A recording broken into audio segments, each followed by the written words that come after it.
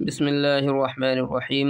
والأبعد يزوج بغيبة الأقرب ما لم ينتظر الكفو الخاطب الخبر منه، وعليه الأكثر، ومدة السفر عند جمع من المتأخرين.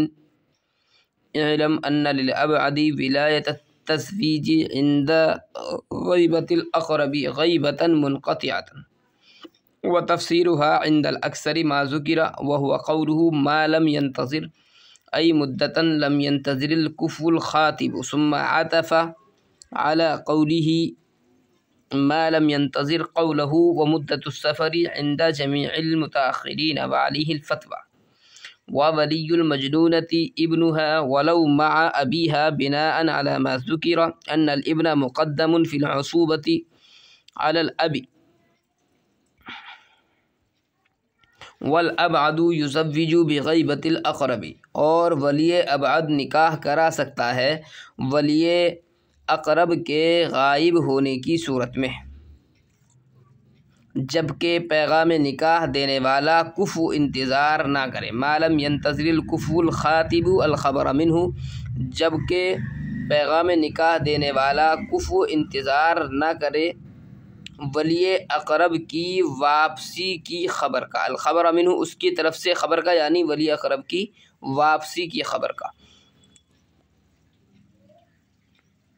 وعلیہ الاکثر، اسی پر اکثر مشائخ ہیں. ومدت السفر عند جمع المتاخرین، اور مدت سفر معتبر ہے متاخرین کی ایک جماعت کے نزدیک. اعلم ان للابعد ولایت التزویج عند غیبت الاقرب.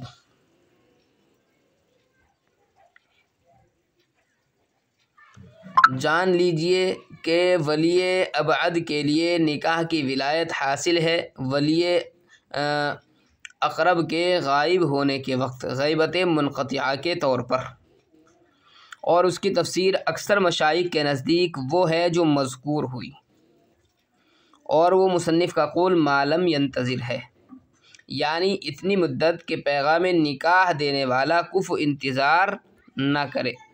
ثم عطف علی قوله، پھر عطف کیا مصنف نے اپنے قول ما لم ينتظر پر اپنے قول ومدت السفر عند جمع المتاخرین کا، اور اسی پر فتویٰ ہے. اور مجنونہ عورت کا ولی اس کا بیٹا ہے، اگرچہ باپ موجود ہو، اس بنا پر جو ذکر کیا گیا ہے کہ بیٹا مقدم ہے عصبہ کی ترتیب میں باپ پر.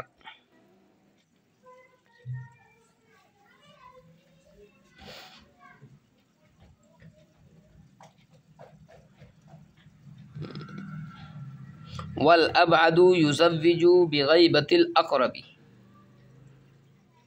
پیچھے یہ مسئلہ گزرا ہے کہ باپ کی موجودگی میں دادا ولی نہیں ہو سکتا، تو یہ جو مسئلہ ہے اسی پر یہ متفرع ہے کہ اگر باپ جو ولی اقرب ہے وہ غائب ہو جائے اور غیبت منقطعہ کے طور پر غائب ہو، تو دادا جو ولی ابعد ہے ولایت تزویج جو ہے وہ دادا کی طرف منتقل ہو جائے گی، ولی ابعد کی طرف منتقل ہو جائے گی.